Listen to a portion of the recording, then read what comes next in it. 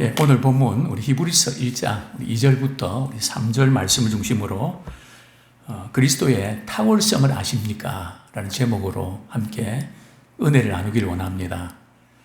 히브리서는 어떤 목적으로 쓰여진지 아시죠?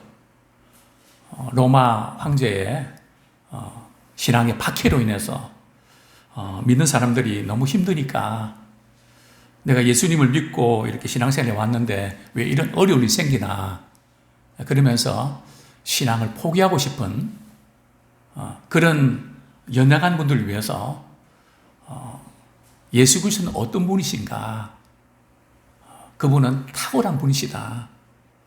문제가 우리 크게 보일 때 우리는 낙심하는데 우리는 문제보다 주님이 더 크게 보이는 믿음의 사람 되기 원합니다. 주님은 의사보다 크신 분이시고 세상의 어떤 분보다 크신 분이십니다. 아마 그런 분들 계실 겁니다.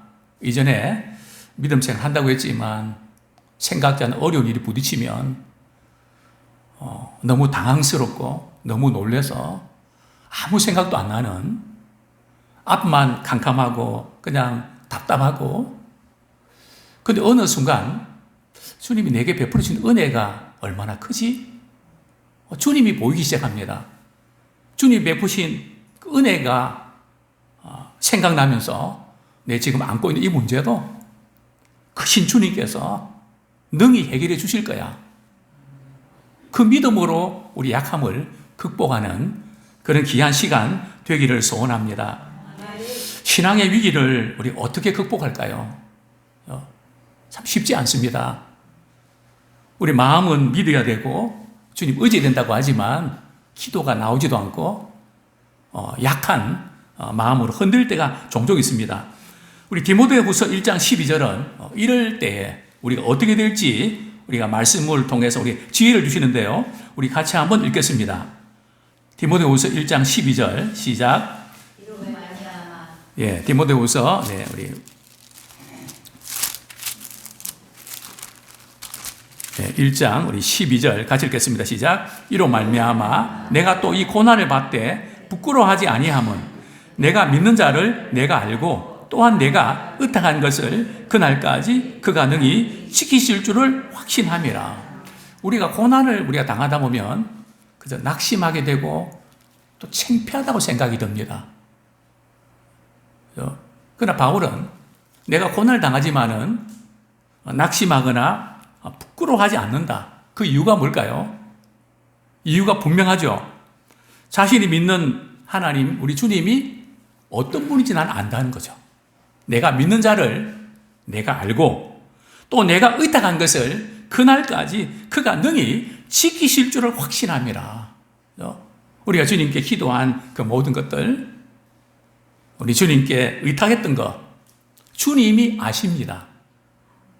그리고 주님의 때에 반드시 그 약속을 지키실 것을 우리가 확신하는 우리가 되기 원합니다. 문제가 있을 때 내가 믿는 주님이 어떤 분인지를 우리가 깊이 생각하는 자 되기 원합니다. 사람과의 관계도 그렇지 않습니까? 그분이 왜 나한테 이렇게 했을까? 왜 이렇게 말했을까? 그때 그런 관계가 불편할 때 어떻게 극복합니까? 아니야, 그분은 지금까지 내가 사귀어봤지만 이런 분이야. 이렇게 할 분 아니셔. 그러면서 우리는 때로는 의심과 또 힘든 부분들을 극복하지 않습니까? 우리도 내가 믿는 주님이 어떤 분인지를 깊이 생각하면서 주님을 알고 또 그분께 부탁하면 주님께서는 이루신다. 저는 특별히 저녁 기도에 우리가 기도하는 이 기도 제목들 우리 주님이 강하게 응답하십니다. 또 저는 그렇게 기도한 하나님, 우리 저녁 기도에 오신 분들이 지금까지 내 살아오는 동안에 도저히 어떤 것으로도 해결할 수 없었던 부분들을 말씀 듣고 믿어져서 기도할 때에 역사가 나타나게 해주십시오. 우리 함께 말씀 듣고 회개하고 기도할 때에 주님의 임재하심이 강하게 우리에게 임할 줄로 믿습니다. 예수님은 어떤 분이실까요? 그리스도는 어떤 분이실까요? 첫 번째로 히브리서 1장 2절 하반절 제가 읽어드립니다. 이 아들을 만유의 상속자로 세우시고 또 그로 말미암아 모든 세계를 지으셨느니라. 예수 그리스도는 어떤 분이실까요? 그분은 왕이십니다. 그저 우리가 예수 믿으면 우리 죄사함 받고 우리 영혼의 마음이 편안하고 그 정도가 아니라는 겁니다. 예수 그리스도 그분은 크신 분이십니다. 어떻게요? 만유의 상속자. 그죠? 모든 이 만유의 온 세상에 모든 것을 통치하고 그분은 다스리시는 분이십니다. 우리의 믿음의 스케일이 커야 됩니다. 그죠? 내 문제 또 내가 안고 있는 그 부분에 우리가 매이지 아니하고요. 크신 주께 우리 영광 돌려드리고 그분을 바라보는 자 되길 원합니다. 예수 그리스도는 만물을 다스리는 그 상속자로 세우셨습니다. 뿐만 아니라 말이죠.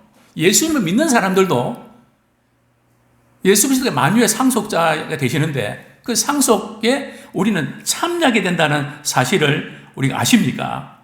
고린도전서 3장 21절부터 23절입니다. 참 예수를 믿는 사람들은 그 예수 그리스도의 이름에 자녀의 권세가 있는데요. 우리가 이 권세를 사용할 줄 아는 자 되기 원합니다. 그리스도의 후사로 말이죠. 주님 세우셨는데 고린도전서 3장 21절, 23절까지 같이 읽겠습니다. 시작.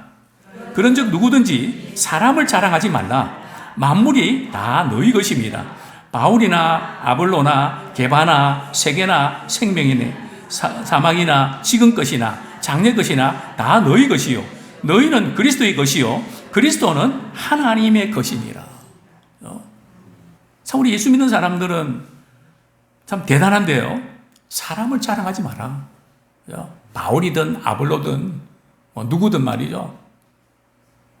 왜냐하면 이 모든 이 만물을 다 너희 것이다.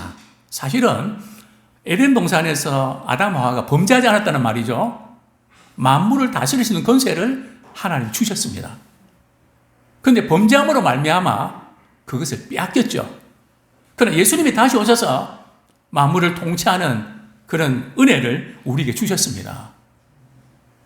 영접하는 자, 그 이름을 믿는 자들에게는 하나님의 자녀가 되는 권세를 주셨습니다. 하나님의 자녀가 되는 그 정도가 아니란 말이죠. 자녀가 되는 권세. 일전에 저희 집에 이제 카메라를 참 이렇게 큰 맘 먹고 한번 산 적이 있습니다. 우리 아이가 이렇게 친구들 데리고 와서 말이죠. 카메라를 자랑합니다. 이거 내 거야. 그죠? 아버지 건데 자기 거라고. 그죠? 그렇습니다. 믿는 사람들은 그리스도의 것이고요. 또 그리스도께 속한 그 모든 것을 누릴 수 있는 은혜를 우리에게 주셨습니다. 만물의 상속자로 세우시고, 그죠? 그로 말미암아 모든 세계를 지으셨다. 그죠? 이 세상의 모든 만물을 누가 지었을까요? 물론 하나님이 창조하셨습니다. 뿐만 아니라 예수님이 창조하셨습니다. 우리 성경 말씀, 우리 시편 2편 8절 보겠습니다. 우리가 믿는 예수 그리스도 또 우리가 하나님인 말이죠. 지구뿐만 아니라 온 우주를 다스리십니다. 시편 2편 8절 같이 읽겠습니다. 시작. 내게 구하라. 내가 이방 나라를 내 유업으로 주리니 내 소유가 땅 끝까지 이르로다. 참 장차 오실 메시아에 대한 메시지인데요. 이방 나라를 내 유업으로 주리니 내 소유가 땅 끝까지 이르라. 우리 주님 모든 만물을 소유주가 되시고 또 다스리는 그런 분이십니다. 그리스도로 말미암아 모든 세계가 이렇게 만들어졌는데요. 우리 요한복음 1장 3절 제가 읽어드리겠습니다. 요한복음 1장 3절 만물이 그로 말미암아 지은 바 되었으니 지은 것이 하나도 그가 없이는 된 것이 없니라. 그가 누굽니까? 예수 그리스도 그분으로 인해서 만물이 다 지은 바 되었다는. 그러니까 우리가 이 세상에 사는 동안에 일어나는 모든 크고 작은 일들 또 우주 만물 이 모든 것을 다스리시는 분이 바로 우리 주님이시라는 거죠. 또 우리가 기도할 때 그 예수 그리스도 이름을 의지해서 우리 기도할 때에 예수 그리스도 이름으로 응답받는 축복의 그런 시간 되기를 소원합니다. 골로새서 1장 16절 말씀 우리 한번 보겠습니다. 예수 그리스도는 만왕의 왕이시고 모든 걸 통치하시는 분이신데요. 골로새서 1장 16절 시작. 만물이 그에게서 창조되되 하늘과 땅에서 보이는 것들과 보이지 않는 것들과 혹은 왕권들이나 주권들이나 통치자들이나 권세들이나 만물이 다 그로 말미암아 않고 그를 위하여 창조되었고, 보이는 것과 보이지 않는 것, 눈에 보이는 것과 보이지 않는 그런 영적인 부분, 심지어 또 이 부분들을 우리가 건강에 있어서도 적용할 수 있죠. 때로는 의사가 원인을 말이죠, 이렇게 알 수 없는 경우들이 많이 있습니다. 하나의 가능성을 이야기하더라고요. 이게 여기가 아픈데 이게 아픈 이유가 이럴 수도 있고 저럴 수도 있고 그래서 한번 먼저 이거 한번 해보고 안 되면 저렇게 합시다. 또 그러다가 또 어떤 경우들은 도대체 원인을 모르겠습니다. 그러나 우리 믿음의 사람들은 의사도 모르는 병이 있거든. 주님만이 그것을 보십니다. 그래서 더욱더 주님을 의지하는 기회로 삼기를 원합니다. 로마서 8장 17절 한번 같이 읽겠습니다. 로마서 8장 17절. 참 우리 신자들 역시 그리스도께 함께한 상속자라는 사실을 우리는 또 다시 한번 기억해야 됩니다. 시작. 자녀이면 또한 상속자, 곧 하나님의 상속자요 그리스도와 함께한 상속자니 우리가 그와 함께 영광을 받기 위하여 고난도 함께 받아야 할 것이니라. 참 우리가 누군가 하나님의 상속자와 그리스도와 함께한 상속자다. 때때로 이런 놀라운 상속과 영광을 누리기 위해서 때로는 고난도 함께 받을 수 있습니다. 그래서 이것을 알 때 우리는 고난도 넉넉히 이길 수가 있습니다. 자, 두 번째, 그리스도는 선지자이십니다. 우리 본문 히브리서 1장 3절 말씀 같이 읽겠습니다. 히브리서 1장 3절 시작. 이는 하나님의 영광의 광채시요 그 본체의 형상이시라.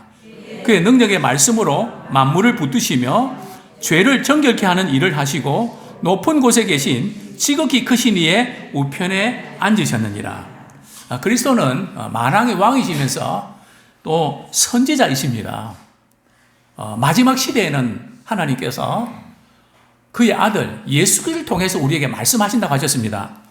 우리 2절에 보면 이 모든 날 마지막에는 아들을 통하여 우리에게 말씀하셨으니, 하나님께서 여러 가지 모양으로 여러 가지 방법으로 우리에게 말씀하십니다.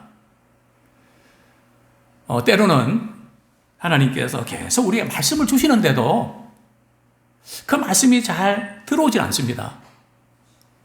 욥기에 보면 하나님께서 제3 말씀하시거든요. 한 번 말씀하시는 게 아니고 계속 그 말씀을 계속 주시는데도 나와는 거리가 먼, 그래도 우리가 못 알아들으면 하나님께서는 욥기에 보면 말이죠, 꿈을 주십니다.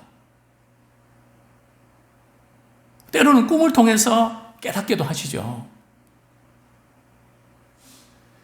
그런데 그렇게도 깨닫지 못하면 그 다음 세 번째가 말이죠, 때로는 질병이나 어떤 사고를 통해서 깨닫게 해주십니다. 물론 모든 질병이나 그런 것이 다 그런 것은 아닌데요. 우리 그것은 또 다른 방향으로 다른 식으로 해석도 할 수 있는데, 어쨌든 하나님께 주시는 또 은혜의 채널 가운데 하나가 말씀을 듣고 깨달으면 빨리 돌아올 수 있는데, 어떤 사건을 통해서 무슨 당하고 이렇게 할 때는 너무 힘들죠. 또 원망스럽기도 하고 마음도 상하고 말이죠. 그래서 우리는 하나님의 말씀을 통해서 말이죠, 우리가 잘못된 거, 어긋났던 것 회개하고 돌이키면 삶이 순탄합니다. 그렇지 않고 그냥 이렇게 고집하고 뭐 일을 당하고 막 그렇게 해서 이렇게 깨닫는 데는 후유증이 따릅니다. 참 우리는 말씀을 통해서 주님이 우리가 원하신 것을 깨닫고 주님과의 관계가 바로 잡혀지는데 민감한 우리가 되기를 소원합니다. 오늘 성경은 말씀합니다. 예수 그리스도는 하나님의 영광의 광채시요. 또 우리 고린도후서 4장 6절, 하나님의 영광이 강체시라는 것은 말이죠, 하나님의 영광이 그리스도 안에서 나타나셨다는 겁니다. 또 우리 고린도후서 4장 6절에 보면 우리가 예수 그리스도의 얼굴에 있는 하나님의 영광을 아는 빛을 보았다. 우리가 복음을 믿으면 말이죠, 복음의 광채가 이렇게 우리의 심령 깊은 곳에 비치게 됩니다. 혹시 우리 가운데 어두운 그늘에 머물러 있는 분들 있습니까? 빛을 보지 못하고 모든 것이 어둡게만 보이고 답답하면 보이고, 근데 어느 한순간에 우리가 복음이 믿어질 때에 하나님의 영광을 아는 빛이 들어오면서 말이죠, 우리 영혼 깊숙한 곳에 어둠을 말이죠 다 몰아냅니다. 오늘 이 밤에 하나님의 영광을 아는 빛이 비쳐서, 복음의 강체가 비쳐서 우리 하나님의 영광을 아는 이 놀라운 은혜를 체험하기를 원합니다. 그리스도는 보이지 않는 또 하나님의 형상이신데요, 오늘 성경은 본체의 형상이시라 이렇게 말씀하고 있습니다.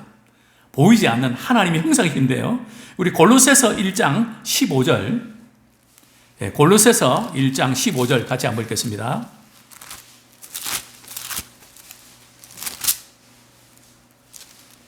시작. 그는 보이지 아니하는 하나님의 형상이시요 모든 피조물보다 먼저 나신 이시니. 보이지 않는 하나님의 형상이시요. 즉 우리가 하나님을 본 사람 아무도 없잖아요. 그러나 예수 그리스도를 통해서 하나님은 어떤 분이신지를 이제 보여주셨죠. 요한복음 1장 18절입니다. 본래 하나님을 본 사람이 없으되 아버지의 품속에 있는 독생하신 하나님이 나타내셨느니라. 즉 예수님을 통해서 우리 하나님 아버지를 이제 보게 된다는 거죠. 그게 바로 우리 요한복음 14장 9절에 보면 예수님은 나를 본 자는 아버지를 보았다. 그렇게 말씀하셨죠. 자, 요한복음 1장 14절 한번 같이 읽겠습니다. 참 예수님이 오셨다는 것은 우리 하나님의 영광을 우리에게 보여주셨는데요. 요한복음 1장 14절 같이 읽겠습니다. 시작. 말씀이 육신이 되어 우리 가운데 거하심에 우리가 그의 영광을 보니 아버지의 독생자의 영광이요 은혜와 진리가 충만하더라. 그죠? 말씀을 통해서 우리는 하나님의 영광을 보게 되고, 또 예수 그리스도를 통해서 그 독생자의 영광을 통해서 우리 하나님의 영광을 보게 됩니다. 그렇습니다. 예수님은 본체 형상이기 때문에 예수님을 통해서 하나님의 영광을 온전히 온전히 드러나게 해주시는 거죠. 그렇습니다. 또 예수님은 어떤 분이실까요? 3절 하반절에 보면 그의 능력의 말씀으로 만물을 붙드시며, 주님의 그 말씀은 그저 듣고 끝나는 것이 아니라 그 말씀은 그대로 이루어집니다. 그래서 능력의 말씀이라고 표현하고 있습니다. 이 세상의 만물을 천지를 말이죠, 하나님이 창조하시고 하나님이 그냥 그대로 두셨던가요? 아닙니다. 하나님은 만물을 보존하십니다. 만물을 능력의 말씀으로 붙들고 계신다는 거죠. 정말 우리가 주님의 능력의 말씀에 우리가 붙잡힌 바 되기 원합니다.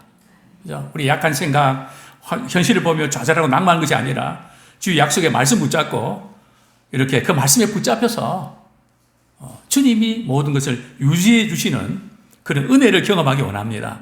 또 그분은 어떤 분이신가요? 3절 하반절에 보면 높은 곳에 계신 지극히 크신 이의 우편에 앉으셨느니라. 지극히 크신 이가 누구십니까? 하나님이시죠. 예수님 십자가에 죽으시고 다시 살아나셨습니다.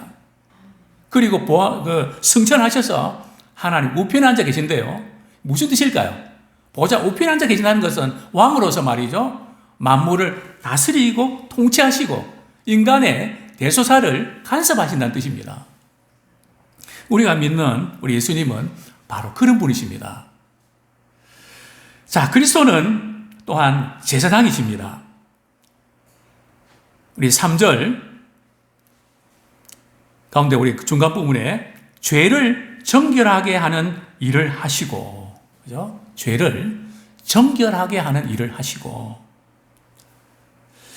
구약의 제사제도와 예수님의 그 죄사함은 차원이 완전히 다릅니다. 구약시대의 제사 방식 말씀드렸죠? 구약시대는 내가 죄를 졌으면 그냥 끝나지 않고요. 짐승이나 이렇게 소나 양이나 또 비둘기나, 그죠? 한 마리를 가지고 나와야 됩니다. 그리고 그 짐승의 머리에다가 손을 얹고 내 죄를 고백합니다. 그리고 내가 직접 말이죠, 그 짐승을 잡아야 됩니다. 피를 철철 흘리면서 죽어가는 모습을 보고 자신의 죄를 세가 생각나서 참 많이 괴로울 겁니다. 그리고 피를 말이죠, 제단에 뿌리면 깨끗함을 받습니다. 그게 구약 제사 제도에서 이렇게 죄를 사함받는 방법인데요. 자, 예수님께서 십자가 지심으로 뭐가 달라졌을까요? 우리 히브리서 7장 27절 말씀 우리 한번 보겠습니다. 히브리서 7장 27절 시작. 그는 저 대장들이 먼저 자기 죄를 위하고 다음에 백성의 죄를 위하여 날마다 제사 드리는 것 같이 할 필요가 없으니 이는 그가 단번에 자기를 들여 이루셨습니다. 그래서 지금은 우리 예수 믿는 사람들은 말이죠, 과거에 혹 우리가 잘못하기도 하고 그 잘못된 생각이 날 수도 있습니다. 그러나 우리 예수 믿는 사람들은 또 우리가 예수 믿고 난 이후에도 죄를 지을 때에 주님 제가 잘못했습니다, 제 죄를 회개하면 용서해 주십시오, 그렇게 할 때 말이죠, 주님이 단번에 우리의 죄를 사해 주셨기 때문에 우리도 단번에 죄를 사함 받습니다. 그런데 어떤 분들은 자꾸 단번에 주님이 용서해 주셨는데도 그게 안 되는 줄 알고 구약시대처럼 말이죠, 계속 이렇게 의심쩍어서 그 죄책감에 시달릴 경우도 있습니다. 물론 생각은 나죠. 나무에 못을 박으면 못을 박았다가 빼면 흔적은 남는 것처럼 죄를 지었던 기억력은 남습니다. 그러나 우리는 죄에 대한 기억이 날 때마다 그래서 예수님이 날 위해 십자가 지셔서 내 죄를 깨끗하게 용서해 주셨다, 감사의 기회로 삼으십시오. 죄가 생각이 난다고 해서 또다시 죄의 지배를 받지 마십시오. 단번에 주님은 우리의 죄를 사해 주셨습니다. 히브리서 9장 28절 말씀 우리 같이 한번 읽겠습니다. 시작. 이와 같이 그리스도도 많은 사람의 죄를 담당하시려고 단번에 드린 바 되셨고 구원에 이르기 위하여 죄가 상관없이 자기를 바라는 자들에게 두 번째 나타나시리라. 예수님 다시 오실 때에 참 우리 죄가 주홍같이 진홍같이 붉을지라도 양털같이 눈같이 희게 해주시는 예수님 다시 오셔서 우리를 축복의 잔치에 초대해 주시고 왕도하게 해주십니다.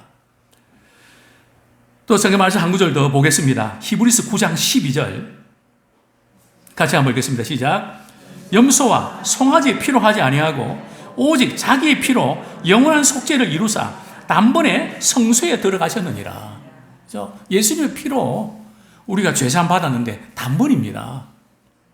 어떤 분들은 교회 봉사할 때 믿음이 없으니까 몸으로도 봉사하면 주님 잘 봐주시지 않겠는가 하는 그런 바람을 가지고 열심히 봉사하는 분들이 간혹 있습니다. 잘 믿어지는 않는데, 그러나 성경은 그렇게 말씀하고 있지 않고요. 우리가 주님 앞에 우리가 회개할 때에 영원한 속죄를 단번에 이루셨습니다. 누가 우리의 정결함을 받을 수 있을까요? 참 예수님이 이 세상 직분을 감당하지 않으셨다면 우리는 죄를 가지고 계속 고민하며 갈등할 수밖에 없습니다. 계속 그 죄책감에서 힘들어할 수밖에 없습니다. 저는 간혹 우리 부모님들이 자녀들에게 잘못했던 것이 너무 오래 붙잡고 있습니다. 과연 주님이 기뻐하시는 걸까요? 물론 잘못한 것은 잘못한 겁니다. 우리 깨닫고 잘하면 됩니다. 근데 우리가 평생 그거 가지고 가야 될까요? 그렇지는 않습니다. 주님이 십자가 지셨을 때는 그것도 단번에 이루셨습니다. 물론 우리가 그 다음부터 우리가 잘하면 되죠. 계속 미안한 생각에 머물지 마십시오. 잘못된 생각에 머물지 마십시오. 그것은 신앙의 교만입니다. 주님께 감사하면서 우리가 잘하면 되는 겁니다. 예수님께서 탄생하실 때 천사들이 이렇게 노래했죠. 마태복음 1장 21절입니다. 아들을 낳으리니 이름을 예수라 하라. 이는 그가 자기 백성을 그들의 죄에서 구원할 자이십니다. 예수님께서는 출생할 때부터 우리의 죄를 해결해 주기 위해서 오셨습니다. 또 예수님 십자가 위에서 말이죠. 마지막 숨을 거두실 때에 주님 뭐라고 말씀하시지 아십니까? 요한복음 19장 30절 예수께서 신포도주를 받으신 후에 이르시되 다 이루었다 하시고 머리를 숙이니 영혼이 떠나가지니라. 다 이루었다. 이게 무슨 뜻일까요? 우리가 죄 때문에 치러야 될 대가. 그래서 주님께서 다 갚으셨다는 거죠. 남아있는 게 아닙니다. 더 갚아야 되는 거 아닙니다. 십자가 지실 때 다 갚으셨습니다. 그것을 믿고 죄의 권리에서 자유함을 얻는 우리가 되기 원합니다. 누가 정결함을 받을 수 있을까요? 예수님이 십자가에서 죽으신 것이 나를 위해서 죽으신 거다 믿으면 누구든지 정결함을 받을 수가 있습니다.